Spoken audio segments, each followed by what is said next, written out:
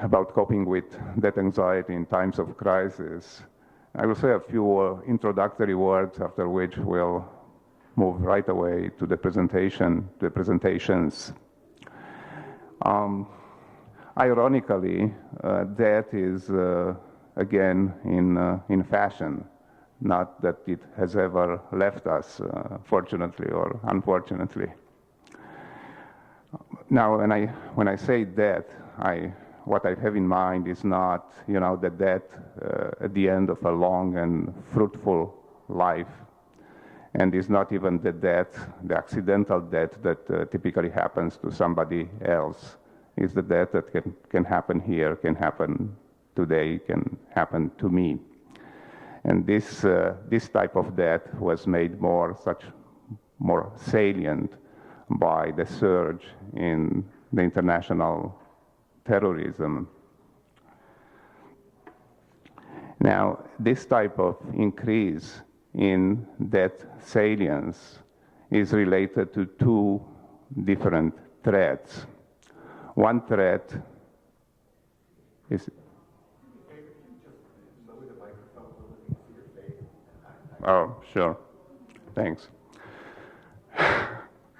Okay, so this increase in death salience is related to two different threats. One threat is the threat to our implicit beliefs of what I'm going to call our implicit beliefs of immortality. The second threat is the threat to our sense of meaning. What about implicit beliefs of immortality? Of course, nobody or almost nobody believes that they are going to live forever on Earth. But everybody believes that they are going to live, for example, to be alive tomorrow. I want to mention the Israeli psychologist and stress expert Shlomo Brezhnitz in one of his books. He talks about a belief in immortality being founded or based on a belief in the principle of induction. We believe that the sun is going to rise tomorrow again. And we believe that the force of gravity, for example, doesn't just work from time to time. It always works, and everybody, or almost everybody who flew to Vancouver assumed that, entering those planes, that the plane is going to take off. And the plane obliged and took off. That's the principle of induction according to which the future resembles the past. Well, I have never died in the past, not in the past. And each time that I was sick, I was capable to recover. What's the conclusion? I'm not going to die in the future as well. So as you can see, an implicit belief in immortality is scientifically based on the principle of induction. But it's more difficult to believe in my immortality when I see people jumping from tall buildings.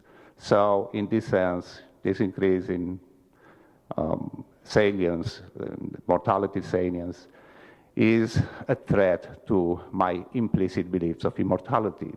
Also, it's a threat to principles or to the sense of meaning.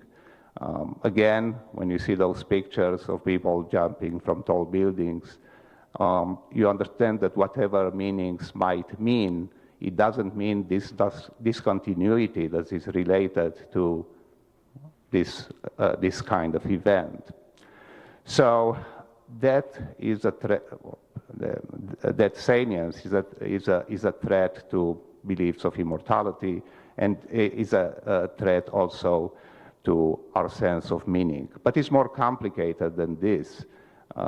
Those very beliefs in immortality and beliefs in meaning, on the other hand, allow us to transcend death, and specifically might allow the terrorist to transcend death. When you ask yourself what are the ingredients of a terrorist act, you have to say it is more than despair, it is more than hate.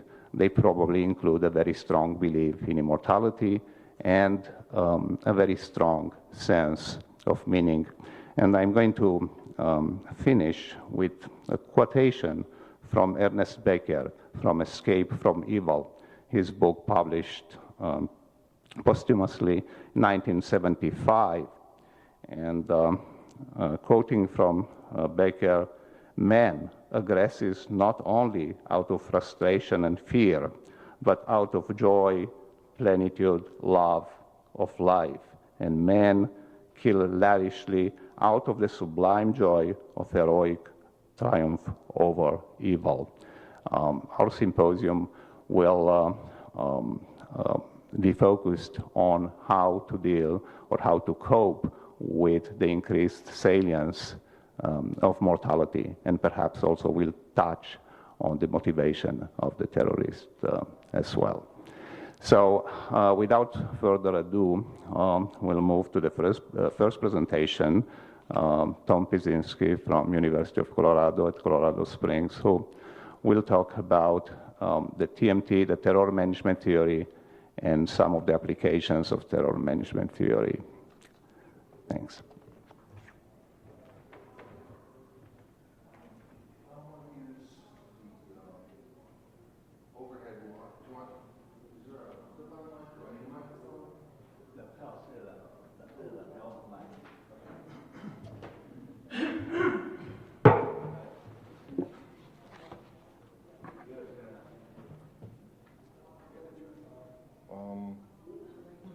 I'm going to need help.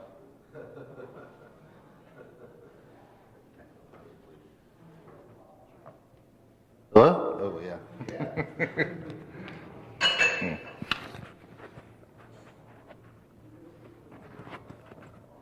This will just take a minute, I hope.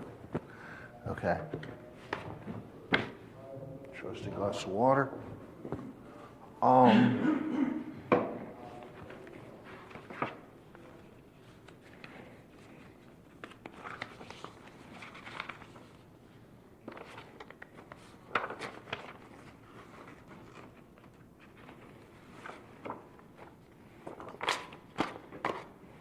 Just to set the stage, I want to just put up an overhead that is the several quotes from Osama bin Laden, his famous fatwa declaring war against the United States and the Western world in general.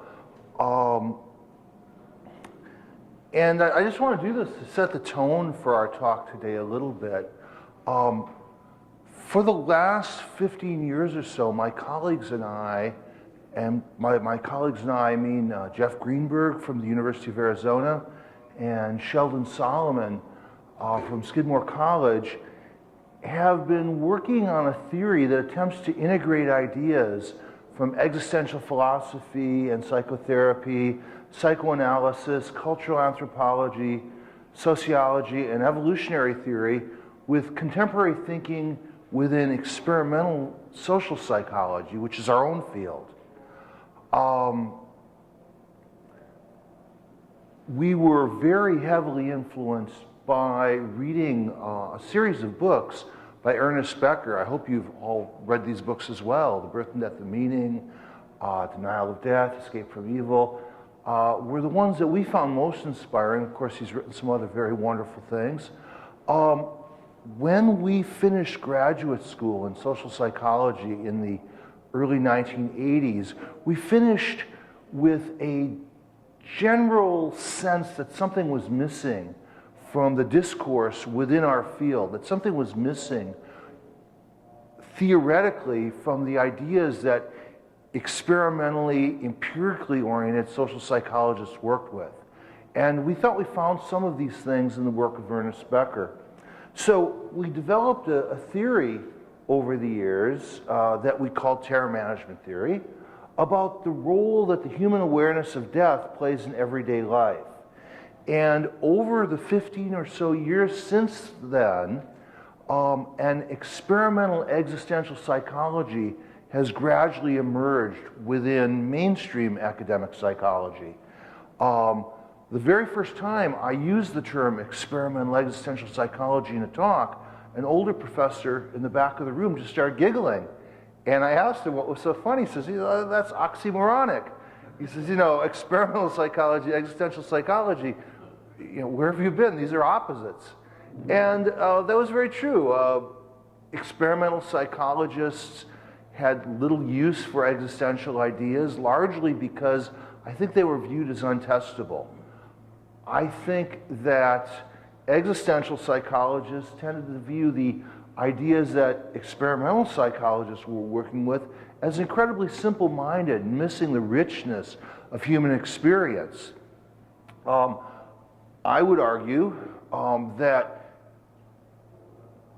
the methods that are used in experimental psychology have advanced tremendously over the last 20 or 30 years, so that nowadays many ideas can be put to very rigorous tests, ideas that in the past were seen as beyond the boundaries of ordinary scientific inquiry. Now, over the years, we used to get a chuckle when we were working with these ideas called terror management theory, and about once a year we would get a reprint request from the University of Baghdad or the University of Tehran asking us, what do you know about managing terrorism? And we would have to write back saying, well, I think this is going to be disappointing, this isn't what you think. One time we were invited to give a talk at a conference in Portugal, and I don't know, some of you I think probably know Sheldon Solomon. He was our speaker. Sheldon showed up dressed as he usually does, and he was sitting at a table going over his notes in an empty room, and before he knew it, the room was filled with generals and colonels in full military attire prepared to talk about terrorism. And Sheldon was sitting in his mismatched tie-dyes, feeling really out of place. All right, so the point I want to make is that terror management theory is not a theory about terrorism. It is a theory about the role that the human awareness of death plays in everyday life. The way it affects us in ways that seem very, very removed and distant from the problem. Terror management theory attempts to draw the links between the motives that we're aware of, our desire to prove our value, to convince people that our beliefs are correct, and so on, how these things are influenced by our underlying fear of death. Now, at first, this was a pretty controversial approach within experimental social psychology. It met some resistance, but over the years, lots and lots of experimental evidence has piled up. To date, there are over 150 separate studies conducted in 9 different countries, a recent one being done on Aboriginal people in the Australian outback that have all converged on some very consistent findings that lend support for our theory. The theory has been applied to a very wide range of behavior, and it's gradually been gaining an acceptance. So we were going along our ways, doing research, going to conferences, talking and so on. And then on September 11th last year, a group of terrorists crashed a pair of planes into the World Trade Center in New York City. Shortly thereafter, another group of terrorists related to the first crashed another plane into the Pentagon, and a fourth plane that was presumably headed towards the White House was crashed in rural Pennsylvania as a result of an uprising of passengers who had found out what was going on, decided they would take matters into their own hand and do battle with the terrorists. At this point, I think our world changed. Things became very different for all of us. We, like everyone else, were shocked, dismayed, horrified, frightened. Sheldon was in the World Trade Center at 9 in the morning the day before of the bombing, and he was teaching at Brooklyn College and could, at the time the thing happened, and could see the smoke plumes outside of his windows. I'd like to invite you all to just think back to what you were doing and thinking on September 11th of last year, And just sort of bring that with you as we talk about these issues today. As the dust settled, we began to realize that there were some really amazing parallels between what people seemed to be doing to cope with this terrorist attacks and what we had seen in dozens and dozens of laboratory studies in which we exposed people to reminders of their own death and faced them with a challenge to their cultural beliefs or values. Today what I'd like to do is look at what terror management theory has to tell us about the way people have been coping with terrorism. Now, we recently finished a book called In the Wake of 9/11, The Psychology of Terror, that also goes into some ideas about the roots of terrorism, some of the forces that might be motivating the terrorists to take actions of this sort, to sacrifice their own lives in the pursuit of this cause that they're pursuing. I don't think I'm going to have time to get into that today, but maybe we'll just touch on some of those issues a little bit. So, to start with, we developed terror management theory with three basic purposes in mind. First of all, psychologists of virtually all stripes tend to agree that people are driven to maintain a positive view of themselves, that we need self-esteem. That self-esteem is associated with all manners of healthy adaptive functioning. And this need for self-esteem is used in many, many theories of behavior as a mechanism for explaining why people do things. So we help other people to feel good about ourselves. We get aggressive towards other people when our image of ourselves is damaged. Virtually every form of human behavior you can imagine has at some point been linked to the need for self-esteem and seen as a way of getting self-esteem, yet, as far as we could tell, empirically oriented scientists were not even considering the question of why people need self-esteem. We thought Becker's ideas provided some very compelling answers to that question. Secondly, why do people need to be right about everything? In spite of the fact that we all realize that there are hundreds and thousands of different possible perspectives to take on the world, possible value systems, we tend to believe that our set of beliefs and values are the correct one. And we tend to work very hard to maintain that belief and get very angry and hostile towards people who challenge that belief. And then finally, the basic question that social psychologists have always been interested in, why do people have such a hard time getting along with others, especially those who are different from themselves? Okay? So we hoped that we could use some of Ernest Becker's ideas, integrate them with contemporary thinking in experimental social psychology to come up with some answers to this question, to develop a theoretical framework that could be used to think about and address these questions. And very importantly, from our perspective, we wanted to develop a framework that was amenable to rigorous empirical testing. So here's the basic idea, or set of ideas. We start with a consideration of how humans are both similar to and different from other species. And the basic idea is that, like all other living things, humans are born with an instinct for self-preservation, a strong desire to stay alive. We think this is rooted in basic evolutionary processes. We think this self-preservation instinct, for lack of better label, is something that evolved very early in the history of life, long before there were Homo sapiens or mammals or complex life forms, organisms that were oriented towards staying alive and avoiding things that would undermine their existence tended to live longer, long enough to reproduce and pass those genes on and so forth.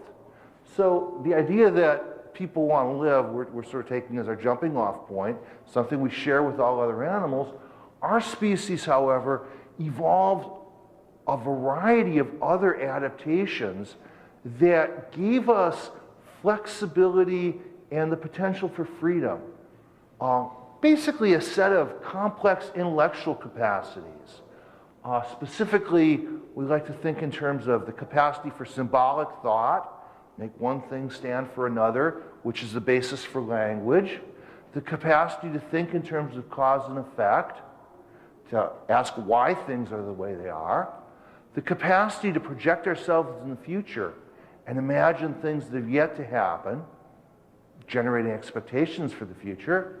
And the capacity for self-awareness or self-reflective thinking.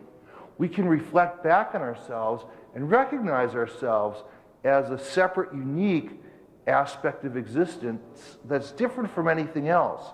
Capacity for self-consciousness. Now, if you look at contemporary theories of motivation, although there's lots of them, you'll see that these 4 basic capacities are central to a wide range of theories of how people motivate themselves and regulate their behavior towards achieving the goals that are of importance to them. We suggest that these sophisticated intellectual abilities had an unfortunate byproduct, and that was that they made us aware that we were going to die. They made us aware that death is inevitable, inescapable, that it can come any time for any number of reasons, none of which are too pleasant. We can conceive of cancer and AIDS and heart attacks. We can conceive of automobile crashes, murders. I always use this example in the past because I thought it was cute, but we could conceive of airplanes crashing through the ceilings of our building and taking us all out in a ball of fire. And now we can conceive of that even better than we ever could before. All right, basic idea is that awareness of the inevitability of death in an animal that's instinctively driven to stay alive creates the potential for paralyzing terror, immense fear that would threaten our potential for survival. In other words, our intelligence, which made us aware of death, our intelligence, which has so many advantages for us, made us aware of death, and the potential for terror that created could actually get in the way of us staying alive. It could turn intelligence into an evolutionary dead end, ultimately, that ultimately was maladaptive.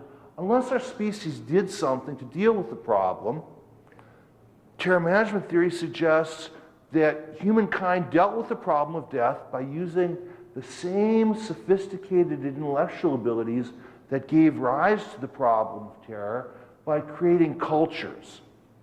By culture, we mean shared systems of beliefs, shared explanations for how the world works. So the idea is that as we're evolving these intellectual capacities, we began trying to explain how things work, because that helps us act effectively in the world. But the potential for terror put a press on the belief systems that were emerging, such that any belief system that was going to be successful, that was going to be adopted by large numbers of people, had to provide means of managing the potential for terror.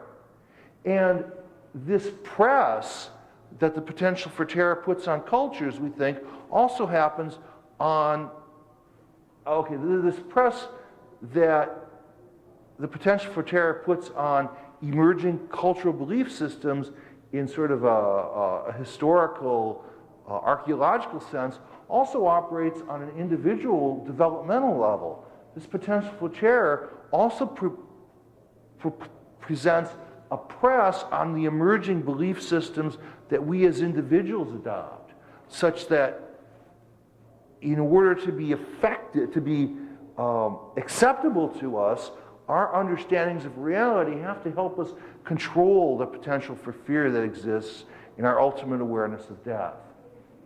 A theory suggests that there are 2 basic mechanisms that emerged out of all this. First of all, a cultural worldview, which is our conception of reality, our theory of how the world works, which provides meaning, order, and permanence to existence, a set of standards that make it possible for we as individuals to have value, to give us self-esteem, a set of standards for what's good and what's bad, what's right and what's wrong, what's beautiful and what's ugly. And if we live up to these standards, we feel good about ourselves. And finally, the promise of either literal or symbolic immortality to those who believe in a cultural worldview and live up to the standards of value that are part of it. Now, by literal immortality, we're talking about beliefs about the world, belief systems that promise us that we will literally continue to live after the point of physical death. Concepts like heaven, reincarnation, nirvana, all cultures have concepts of this sort that give us some hope of continuing on after the point of our physical demise. In addition, cultures also provide the potential for symbolic immortality, which is a sense that we're part of something bigger, more powerful, longer lasting, more eternal than our individual existence. So that by being Americans or Canadians or scientists or psychologists, or even the best thing, of course, is to be an existential psychologist. And if you can really manage it, an experimental existential psychologist is really where you want to be. That's going to get you going. You're going to live on forever. You also attain symbolic immortality through your children, through your works, through the things you leave behind. So the idea is that our cultural belief systems give us these two major mechanisms for dealing with death: literal immortality and symbolic immortality.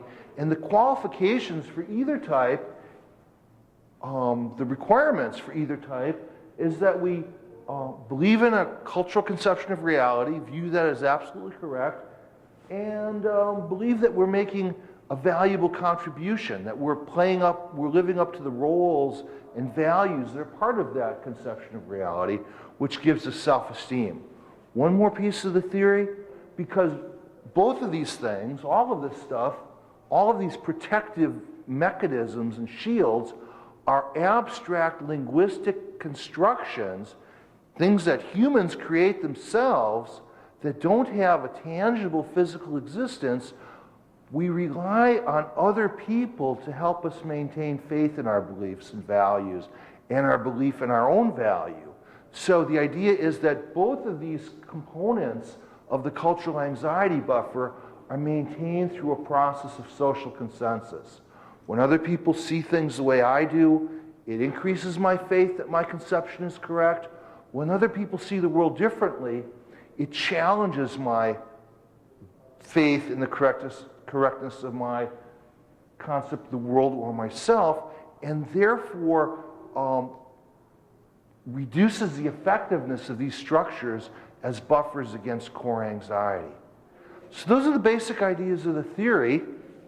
Now, I told you that what we've done is embarked on a program of research to assess various aspects of the theory. What I'm going to do today is, rather than summarize individual studies, I've sort of abstracted 7 basic lines of evidence, 7 basic points that these studies have made. As I said, to date, there are over 150 individual experiments done all over the world, mostly in the United States and Israel and the Netherlands and Canada, but there have been some studies done in Japan recently. I mentioned some done in Australia with Aborigines. First of all, so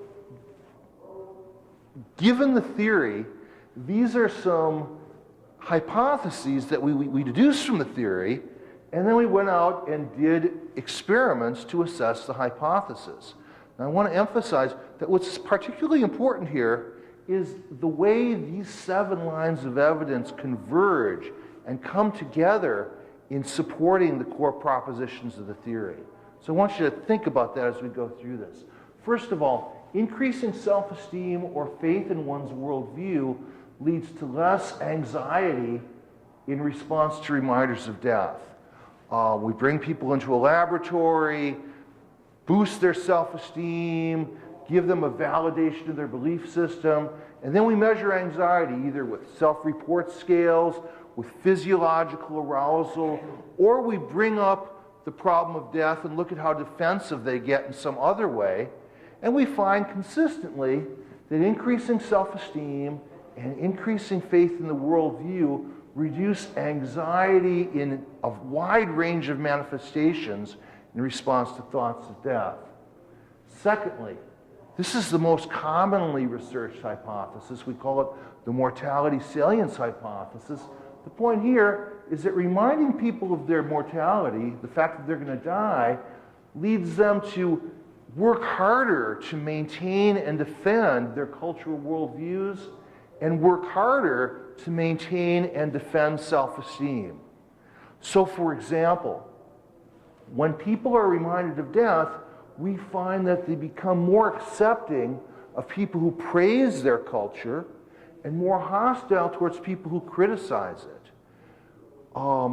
After reminding people of death, we find that people become more accepting of people who just implicitly validate their beliefs by being part of the same culture, and more hostile towards people who come from different cultures. They also work harder to attain self-esteem in a wide variety of ways. The third point is an important one that illustrates, I think, the utility of this experimental approach, because this point came out of some inconsistencies in our laboratory evidence. And I won't go into the details. It's kind of a long and I think interesting story, but the basic point here is that thoughts of death lead to increased worldview defense and self-esteem striving when they're on the fringes of consciousness. Not when we're consciously thinking about them, not when they're long gone and far removed from consciousness, but when they're on the edges of consciousness.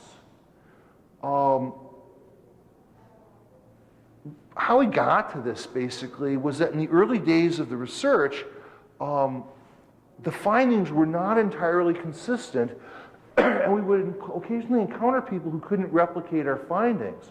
And when we looked at what everyone was doing, we found out that this stuff happens about 5 minutes after you bring up the problem of death, or if you distract people from the problem of death. While people are thinking about death, they do something very different. And, you know, in retrospect, this makes perfect sense, but while you're thinking about death, what you're going to do is you're going to say, I'm not going to die for a long time. My grandmother lived to be 97, so I can expect to live at least into my 90s. And besides that, I recently quit smoking, so that ought to increase my life expectancy further. And I'm going to lose this weight, and I'm going to get more exercise, and I'm going to do all those things that my doctor tells me will help me live forever. Okay, so when we're thinking about death, we do things that are logically and rationally connected to the problem of death. Or we just block the problem out and we suppress the thought, remove the thoughts from consciousness. When thoughts of death are on the fringes of consciousness, now in cognitive language we would say, when thoughts of death are highly accessible, they come to mind easily and quickly, but they're not in focal attention, that's when we work to embed ourselves in the cultural worldview and prove our value as members of the culture. That's when we do the terror management things. That's when we strive for meaning and value. Now, this helps explain why for some people this theory may not make sense at first. And we've encountered a lot of that. A lot of people say, you know, I don't think about death very much, and when I do think about death, I don't think about how great it is to be an American or how great it is to be a psychologist or any of that. I think about going to get a physical, or I think about going to get some exercise. Well, that's exactly right. Thoughts of death, when they're conscious, lead to things that are rationally related to the problem, rational problem solving, But when they're unconscious, on the edge of awareness, they lead to this attempt to embed ourselves in the cultural belief system. Other research shows that increasing self-esteem or faith in one's worldview eliminates the effect of death reminders on worldview defense or self-esteem striving. Some very recent studies show that increasing people's confidence in the existence of life after death eliminates the effects of death reminders on self-esteem striving and worldview defense.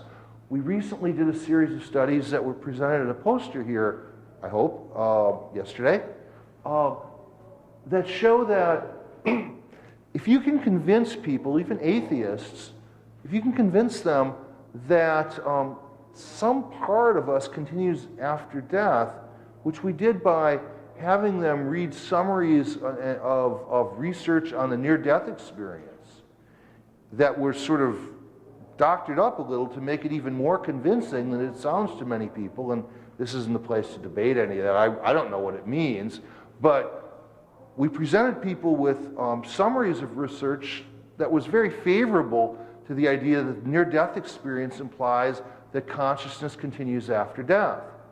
And after doing that, reminders of death no longer led to the defensive reactions that we'd seen in many, many studies, okay? So if you can, said differently, if you can give people literal immortality, they'll take that, and that reduces their need for symbolic immortality.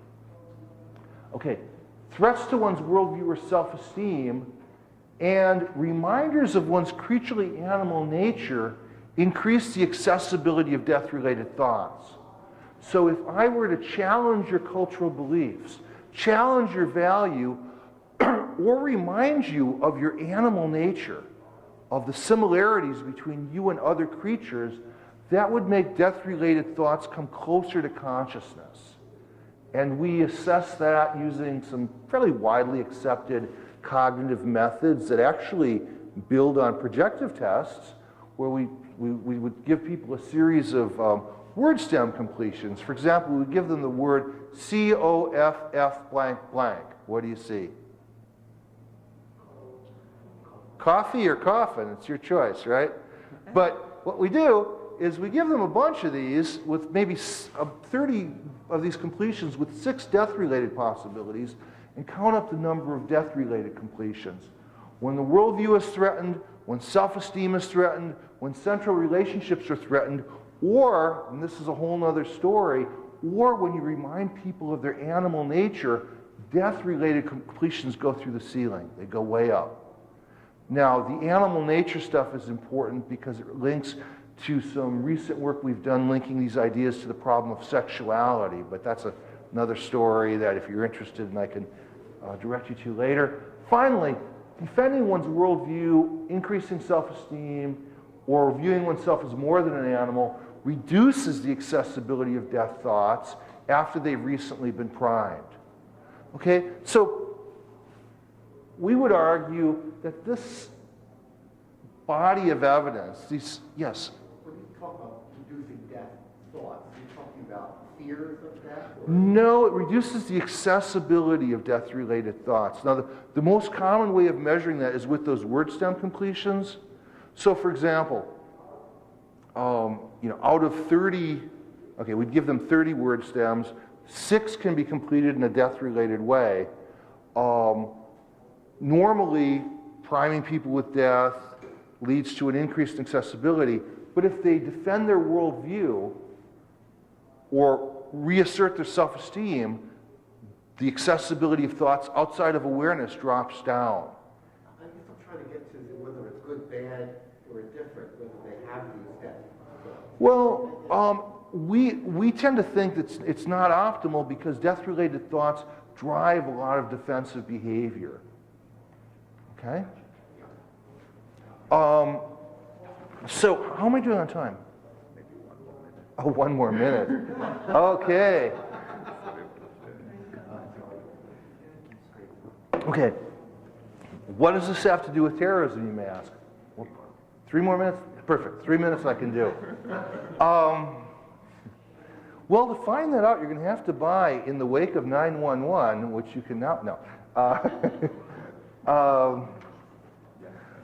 Looking at how Americans have reacted to terrorism, first of all, you know, we think of the terrorist attacks as doing two basic things from this perspective.